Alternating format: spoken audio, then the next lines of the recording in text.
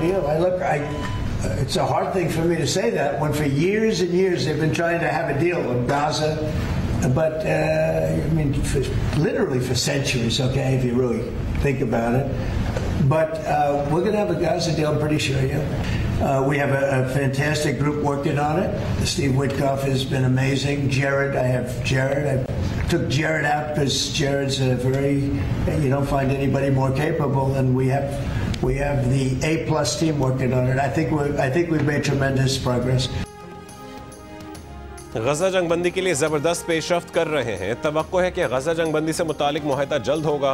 अमरीकी सदर ट्रंप की व्हाइट हाउस में गुफ्तगू, कहा हमास इन चीज़ों से इत्तफाक कर रही है जो बहुत अहम है। तमाम ममालिक ने गजा अमन मंसूबे का खैर मकदम किया है।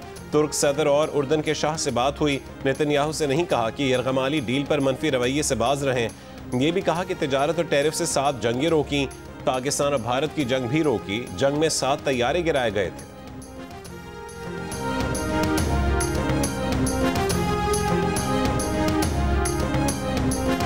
If I didn't have the power of tariffs, you would have at least 4 of the 7 wars raging. I use tariffs to stop wars. If you look at India and Pakistan, they were ready to go at it. 7 planes were shot down. They were ready to go at it. And then nuclear powers. And I don't want to say exactly what I said, but what I said was very effective. They stopped. And that was based on tariffs. It was based on trade. मिस्र के शहर शर्म शेख में Hamas Israel बातचीत आज फिर होगी। गुज़िश्ता रोज़ मुज़ाकरात में अमरीका, कतर और मिस्र के वफूद ने बतौर सालिस शिरकत की। पीर को बातचीत का पहला दौर रात देर तक जारी रहा। फ़लस्तीनी ओहदेदार के मुताबिक हमास ने यरगमालियों की रिहाई और गजा से इसराइल के इनखला और टाइमलाइन पर अपने मौक़िफ़ का खाका पेश किया। अरब मीडिया का दावा है कि हमास ने 6 सरकर्दा फ़लस्तीनी कैदियों की रिहाई और बड़े पैमाने पर गजा में इमदाद की फरहमी का मुतालबा भी किया। हमास इस बात की ज़मानत चाहती है कि इसराइल यरगमालियों की रिहाई के बाद मुआहदे की पासदारी करेगा। इसराइली सिक्योरिटी ज़राए का कहने के इब्तदाई तौर पर सिर्फ यरगमालियों की रिहाई पर तवज्जो दी जाएगी और हमास को चंद दिन का वक्त दिया जाएगा। इसी तरह इसराइल ट्रंप मंसूबे के तहत इब्तदाई तौर पर फ़ौज को नाम निहाद जर्द लकीर तक वापस बुलाने पर समझौता नहीं करेगा, बल्कि स्ट्रेटेजिक बफर जोन बनाएगा। मज़ीद इनखला का निसार हमास से तयशुदा शराइत पर होगा। बातचीत के आगाज़ के बावजूद गजा पर इसराइली हमले जारी। मज़ीद 24 फ़लस्तीनी शहीद।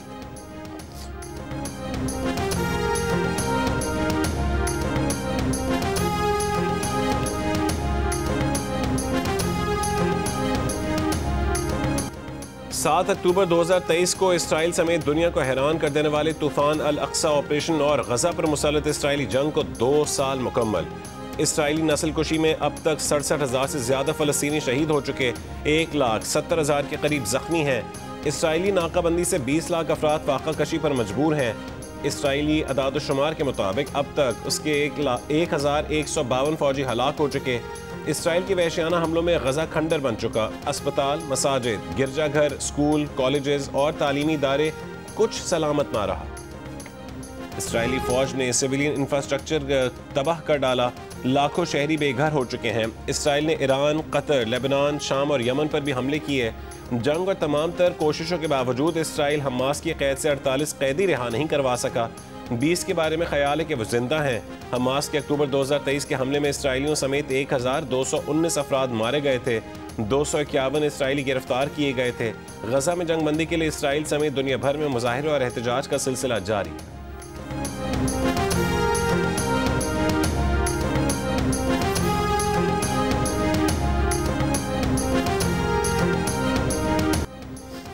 पीडीए में पंजाब ने बारिशों के बायस दरियाओं के बहाव में इजाफे का अलर्ट जारी कर दिया। कहा कि दरिया जेहलम में मंगला अपस्ट्रीम में पानी के बहाव में इजाफे का इम्कान है।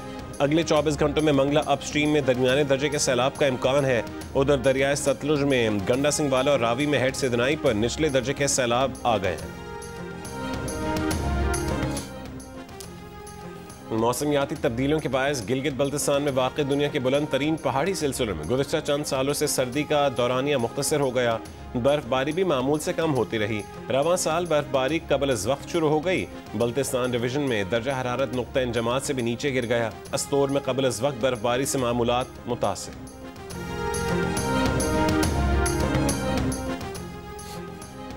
सुप्रीम कोर्ट का आईनी बेंच आज 26वीं आईनी तरमीम के खिलाफ दरखास्तों पर समाअत करेगा। जस्टिस अमीनुद्दीन खान की सरबराही में 8 रुकनी आईनी बेंच दरखास्तें सुनेगा। केस की पहली समाअत 27 जनवरी 2025 को हुई। वकील हामिद खान और फैसल सिद्दीकी की जानिब से फुल कोर्ट बेंच तश्कील देने और अदालती कार्रवाई को लाइव स्ट्रीम करने की इस्तदा पर भी नोटिस जारी किए गए थे।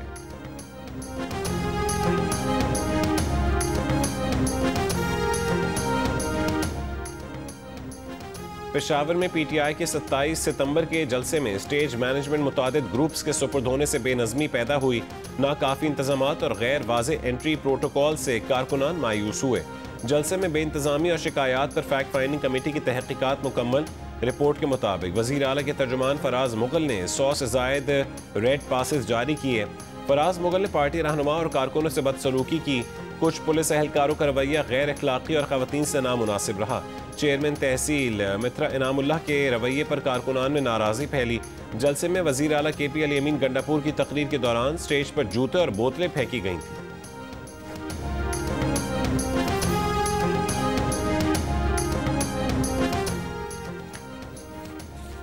पीपल्स पार्टी पंजाब हुकूमत की लफ्जी जंग में आसिफ अली जरदारी की एंट्री। सदर जरदारी की तलबी पर वफाकी वज़ीर दाखिला मोहसिन नकवी कराची पहुंच गए। सिंध के वज़रा से मुलाकात। सेनेट में खिताब करते हुए वज़ीर कानून आज़म नज़ीर तारिन ने कहा कि सदर आसिफ अली जरदारी बुजुर्ग सियासतदान हैं, वो सुलह जोई का किरदार अदा करेंगे। पंजाब हुकूमत और पीपल्स पार्टी का झगड़ा संगीन हो गया। पीपल्स पार्टी का सेनेटर कौमी असम्बली से वॉकआउट। कौमी असम्बली में राजा परवेज अशरफ ने कहा है कि अफ़ाम तफ़हीम को कमजोरी ना समझा जाए, ऐसा ना हो यहाँ सूबाइयत की बू फैल जाए। सेनेट में शहरी रहमान ने कहा है कि मुआफ़ी से किसी की इज्जत में कमी नहीं आ जाती, हमने अपने लोगों की तज़लील करके इत्तेहाद नहीं चलाने। वज़ीरों के झगड़े भी जारी। अज़मा बुखारी ने सिंध हुकूमत को नया चैलेंज दे दिया। कहा कि 17 साल की सिंध हुकूमत में 17 मनसूबे दिखा दें, हम मरियम नवाज के 2 साल में 50 मनसूबे दिखा देंगे। सईद गनी ने कहा है कि अज़मा बुखारी जो दावे करती फिर रही हैं कि बिलावल भुट्टो ने बतौर वज़ीर ख़ारजा शहबाज शरीफ के खिलाफ साजिशें की थीं, वो वज़ीर आज़म से मुतालबा करते हैं कि इसकी वजाहत करें।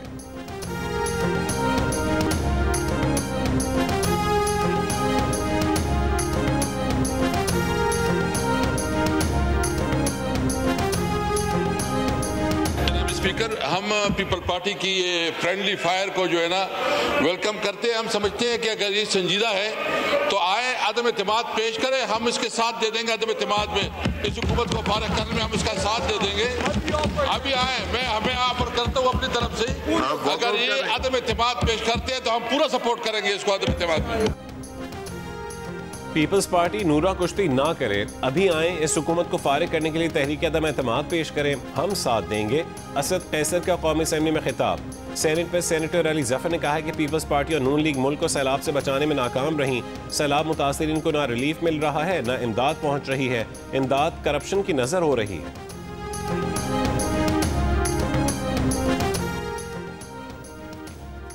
वज़ीर दिफा ख्वाजा आसिफ ने कहा है कि असद कैसर को अदम एतमाद की बात करने से पहले अपना घर दुरुस्त करना चाहिए। अली अमीन गंडापुर और अलीमा खान एक दूसरे पर इल्ज़ामात लगा रहे हैं। ख्वाजा आसिफ का कहना था कि नेहरू के मामले पर इख्तलाफात पैदा हुए थे जो मिलकर तय किए गए। पीपल्स पार्टी और नून लीग की क़यादत मामलात संभाल लेगी। मरियम नवाज पार्टी के मुस्तकबिल की क़यादत हैं। आसिफ अली जरदारी कशीदगी कम करने के माहिर हैं। तवील तजर्बा है कि वो तसादुम में यकीन नहीं रखते। हमारी क़यादत भी पीपल्स पार्टी के साथ तसादुम नहीं चाहती।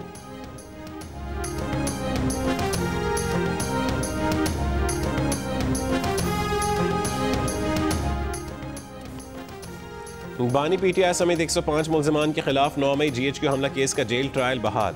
महकमा दाखिला पंजाब ने जेल ट्रायल मुंतकली का नोटिफिकेशन वापस ले लिया। आज समाअत अडियाला जेल में होगी। सुप्रिंटेंडेंट अडियाला जेल ने रावलपिंडी पुलिस को इजाफी सिक्योरिटी के लिए खत लिख दिया।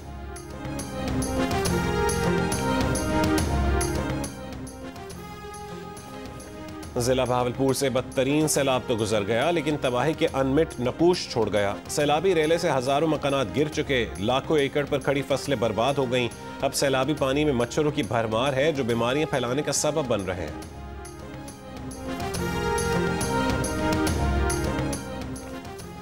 सूबे खुद अपने पैसों से सैलाब मुतासरीन की बहाली का काम करें। IMF ने वफाक को सैलाब मुतासरा इलाकों की बहाली के लिए पैसे देने से रोक दिया। सैलाब नुकसानात पर हुकूमत का IMF को नई ब्रीफिंग देने का फैसला। वज़ीर आज़म ऑफिस भी IMF की अगली किस्त के इजरा के लिए मुतहरिक। IMF मुतालबात पर अमल दरामद रिपोर्ट वजारत ख़जाना और आलमी इदारे को देने की हिदायत। कहा कि जो मुतालबात पूरे ना हो सके उनकी वजूहात भी बताई जाएं।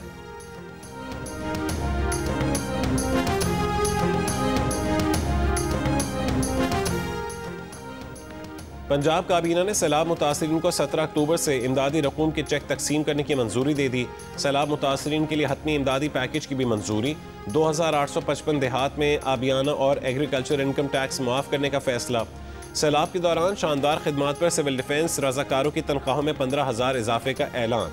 पंजाब के खिलाफ झूठ फैलाने के ट्रेंड की मजम्मत। वज़ीर आला पंजाब मरीम नवाज ने कहा है कि जिस तरह दूसरे सूबों के लिए हम दिल और वसाइल के दरवाजे खुले रखते हैं, इसी तरह दूसरों से भी तवक्को रखते हैं।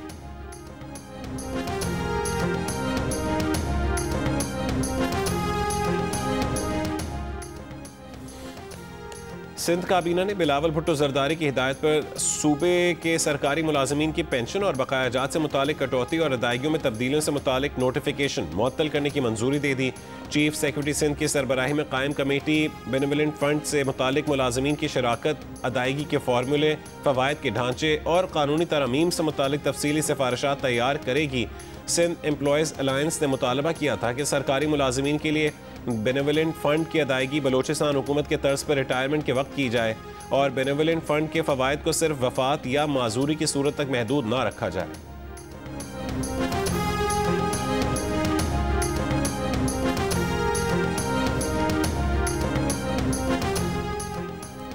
रबी सीजन में सूबों को दस्तयाब पानी की तखमीनियों की मंजूरी के लिए इरसा एडवाइजरी कमेटी का इजलास आज होगा। चारों सूबों समेत वफाक के इरसा मेंबरान और महकमा आपाशी के आला हुकाम शिरकत करेंगे। डैमों में पानी की बेहतर सूरत हाल के बायस फसल रबी के लिए पानी की दस्तयाबी बेहतर रहने की तवक्को है। अपोजिशन आज कौमी असेंबली और सेनेट सेक्रेटेरिएट पर नए अपोजिशन लीडर्स के नाम जमा करवाएगी। तहरीक इंसाफ की पार्लिमानी पार्टी ने महमूद खान अचकज़ई को कौमी असेंबली और सेनेट में अल्लामा नासिर अब्बास को अपोजिशन लीडर बनाने की मंजूरी दी है।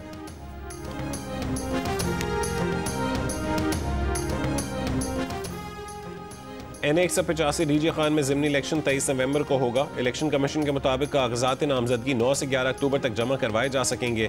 कागजात नामजदगी की जांच पड़ताल 20 अक्टूबर तक होगी। NA 185 की नशिस्त जरताज गुल की नाअहली के बायस खाली हुई थी।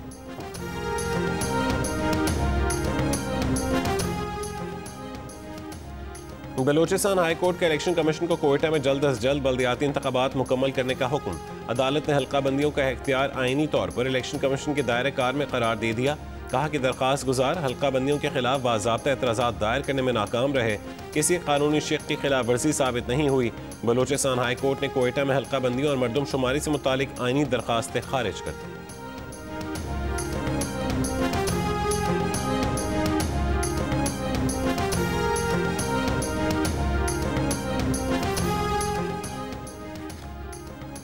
मुल्तान की तहसील जलालपुर पीरवाला से पानी की निकासी का अमल जारी। कुछ नशेबी बस्तियां और इलाके अब तक पानी की लपेट में हैं। नौराजा भट्टा बंद में पड़ने वाले तमाम 7 शगाफ मुकम्मल बंद कर दिए गए। सैलाब से मुतासिर M5 मोटरवे 25वें रोज भी बंद। गिलानी एक्सप्रेस वे को तोड़ने का फैसला किसकी सिफारिश पर किया गया? पीपल्स पार्टी के रहनुमा अली कासिम गिलानी ने सवाल उठा दिया।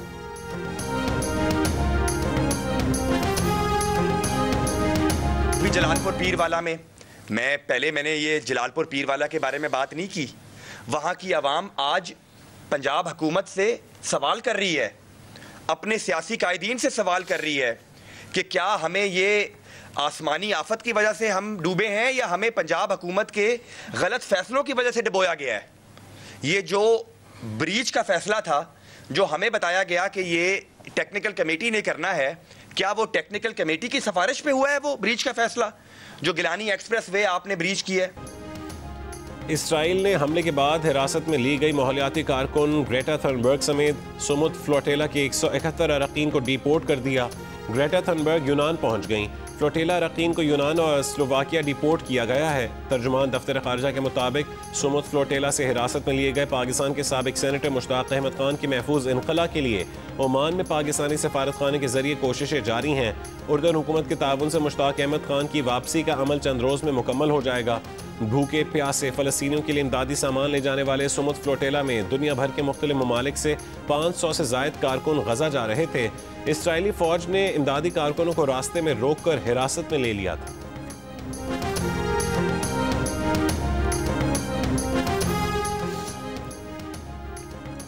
रूसी सदर पुतिन और इसराइली वज़ीर आज़म नेतन्याहू के दरमियान टेलीफोन पर राबता। क्रेमलिन के मुताबिक मशरक़ वस्ता की सूरत हाल, सदर ट्रंप के अमन मंसूबे पर गुफ्तगू हुई। ईरानी जौहरी प्रोग्राम से मुतालिक मसाइल का बातचीत से हल निकालने में दिलचस्पी का इजहार। पुतिन और नेतन्याहू के दरमियान शाम में मजीद इस्तेहकाम पर भी गुफ्तगू हुई।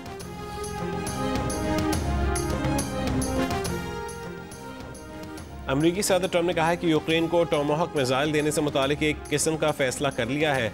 जानना चाहते हैं कि यूक्रेन इन मिसाइलों को कहां इस्तेमाल करे। दुनिया भर में ई सिगरेट का इस्तेमाल खतरनाक हद तक बढ़ गया। WHO के मुताबिक 10 करोड़ से ज्यादा अफराद ई सिगरेट के आदी हैं, जिनमें 1.5 करोड़ बच्चे भी शामिल हैं।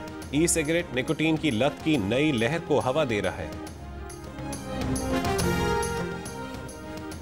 नवाब शाह की असगर कॉलोनी सकरन से 7 साल की बच्ची की लाश मिली है। बच्ची के कान और बाजू कटे हुए हैं। वालिदैन का कहना है कि किसी से कोई दुश्मनी नहीं है। बच्ची के कातिल गिरफ्तार किए जाएं, मुल्जिमान गिरफ्तार ना किए जा सके।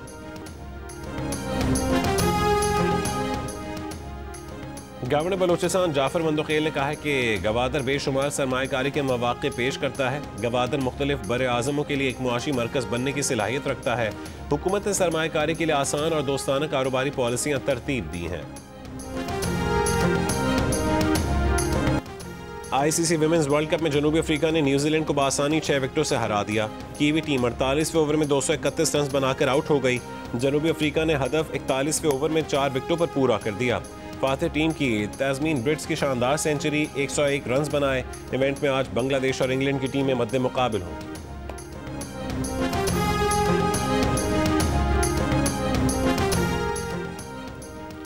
जनूबी अफ्रीका के खिलाफ टेस्ट सीरीज से कबल पाकिस्तानी स्क्वाड की तैयारियां बारिश से मुतासिर। लाहौर में जारी ट्रेनिंग कैंप में खिलाड़ियों ने इंडोर में बॉलिंग और बैटिंग की प्रैक्टिस की। दूसरी जानिब 18 रुकनी टेस्ट स्क्वाड से ऑलराउंडर आमिर जमाल और स्पिनर फैसल अकरम को रिलीज कर दिया गया। सिलेक्शन कमेटी के रुकन का कहना है कि 39 साला left arm spinner Asif Afridi को तजर्बाकार नुमान अली के कवर अप के तौर पर स्क्वाड में रखा है। फाइनल 11 में पहली चॉइस नुमान अली ही हैं। जनूबी अफ्रीका की टीम 2 टेस्ट, 3 वनडे और 3 T20 मैचेस की सीरीज खेलने आज पाकिस्तान पहुंचेगी।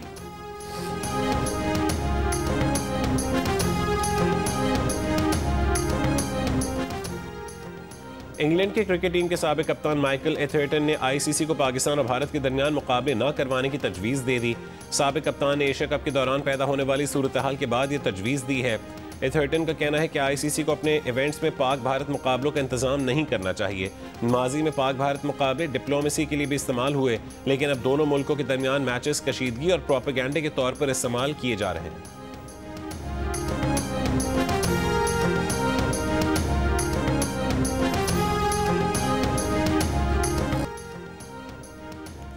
रवां साल का पहला सुपर मून आज होगा, पाकिस्तान में देखा जा सकेगा। तर्जुमान स्पार्को के मुताबिक सुपर मून सूरज गरूब होने के फौरन बाद मशरक में तुलू होगा। सुपर मून मुकम्मल चांद से 6.6% बड़ा और 13% ज़्यादा रोशन होगा। साल का सबसे रोशन सुपर मून 5 नवंबर 2025 को मुतवक्के है। रवां साल का तीसरा सुपर मून 5 दिसंबर को और फ़लस्तीन पहली बार मिस यूनिवर्स में शरीक होगा। 27 बरस की नादीन अयूब ने कहा है कि फ़लस्तीन दुनिया के हर फोरम पर नमूदार होगा। वो मजलूम फ़लस्तीनी नुमाइंदा हैं जिन्हें कत्ले आम का निशाना बनाया जा रहा है। गजा में फ़लस्तीनियों से होने वाली नाइंसाफ़ी की आवाज़ बनना है। नादीन अयूब अदब और नफ्सियात की डिग्री होल्डर हैं। थाईलैंड में 21 नवंबर को मिस यूनिवर्स का मुकाबला होगा। इराक, लेबनान और ईरान समेत 130 ममालिक की हसीनाएं मिस यूनिवर्स के ताज के लिए मैदान में हैं।